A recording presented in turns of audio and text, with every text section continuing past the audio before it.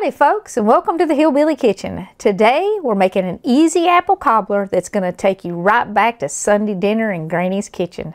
Now the first thing you need for apple cobbler obviously is apples. And I don't really think you can get too many apples in an apple cobbler. You want somewhere between 8 and 12 cups of apples in this cobbler. I usually keep cutting them as long as they'll fit in my pan. When they won't fit in your pan no more, obviously, then you got too many. But you want about a 9 by 13 pan to bake this in, and you can bake it in any pan. Peel your apples, core them, cut them up, take any bruises off. Kind of get them in pieces that are about the same size. I peeled mine and cored them, and now I'm just kind of slicing them up a little bit. That way they'll all be about the same texture when your cobbler's done. You won't have some of them crunchy and some of them mushy. And you do want the apples cooked pretty well when they're done, or at least I do. If you like chunkier apples in your cobblers and pies and things like that, just leave them in bigger pieces and they'll be a little bit crunchy. I mean, there ain't like no hard and fast rules to it. You just do it the way you like it. Now, once you get your apples all cut up here, and I've still got a few big chunks, let me get them real quick.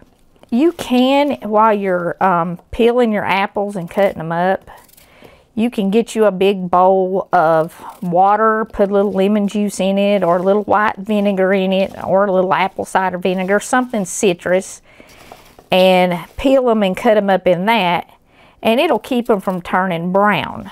Now, it's not really going to hurt the flavor if they turn brown while you're cutting them up, or a little bit brown. And I did peel mine and core them and put them in water like that so they didn't look bad when I got ready to show them to y'all. But you can see they're turning brown pretty quick here while I'm cutting them up. All right, when you get your pan full of apples there and you get them all cut up about how you like them, we're going to add some stuff directly to the apples. I've got about half a cup of sugar and close to a tablespoon of cinnamon. And I've got just a little splash of vanilla. Now, you don't have to put the vanilla on if you don't want to, but I'm just going to dump that vanilla on my apples.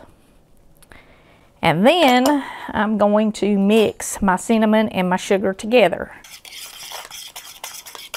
Now, I'm going to add this to my apples. Now, I don't have them in water anymore, obviously. But what this sugar is going to do is it's going to start getting the juice out of my apples. And it's also going to keep them from just turning brown and ugly. So now, mix that cinnamon and sugar in your apples. Just kind of toss them. And you might want to spray your pan or wipe a little oil on it before you put your apples in it. That way, it'll be a little bit easier to clean up. But these, in my experience, don't stick too bad.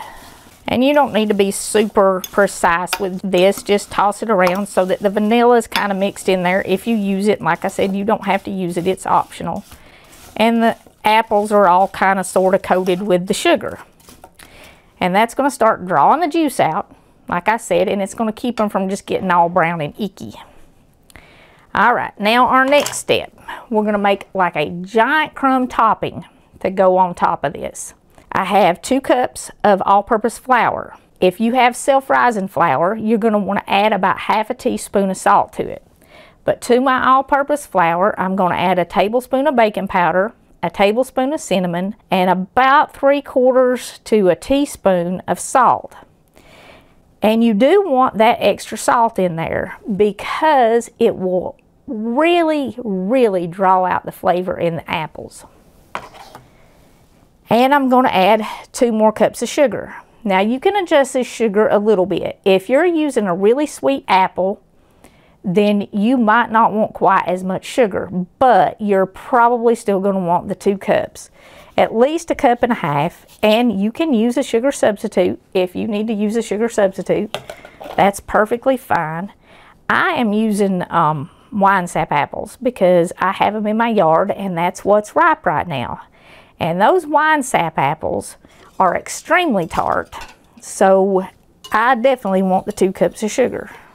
Now you can do this in your stand mixer and it is faster But I give poor Alex nightmares every time I use my stand mixer in a video and she has to edit it. So I figured I'd just mix it up. And then we have 2 eggs that we're going to add to our dry ingredients.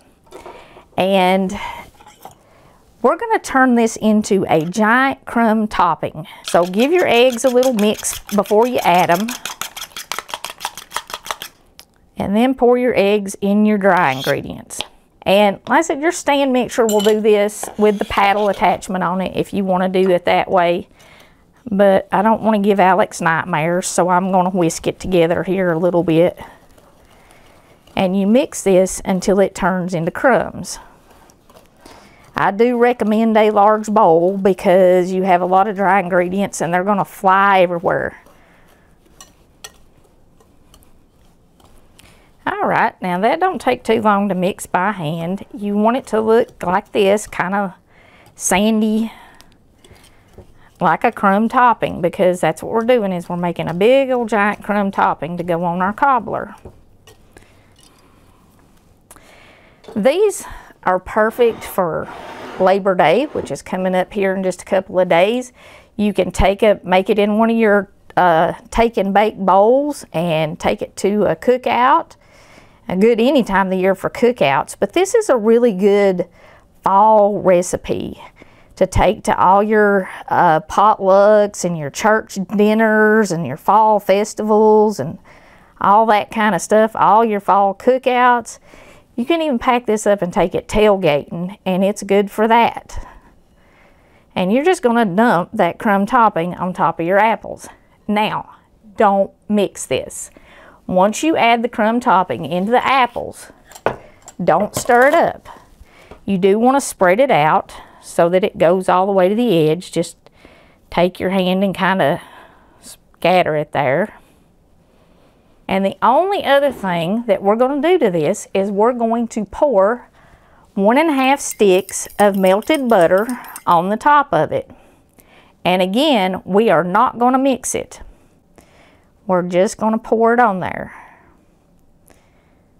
It's about 3/4 cup of butter, or a stick and a half, and melt it and pour it on. I know some folks cut it in little pieces and lay it all over it, but it's easier to melt it and pour it on than it is to cut it in 500 little pieces and dab it on there. Now, we're going to put this in a preheated 350-degree oven.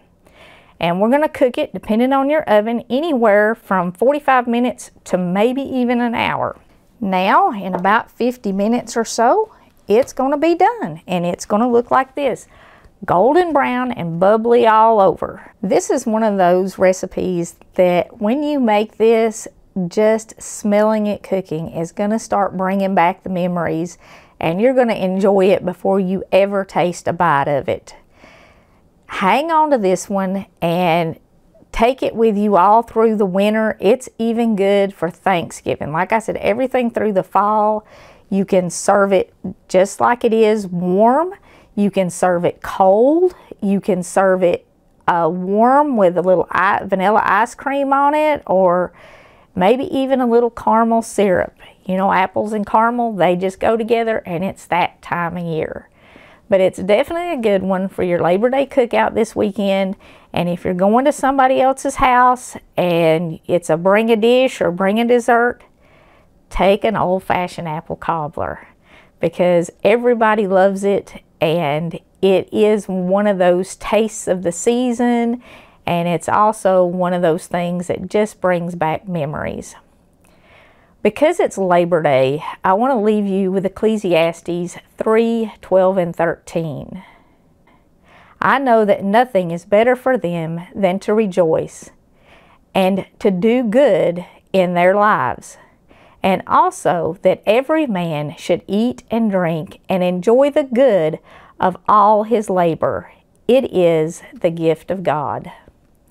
So enjoy Labor Day. It is good.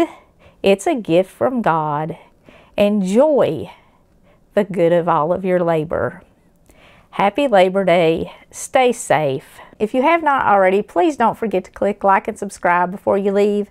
Share our videos with all your friends. And until next time, remember to put God first.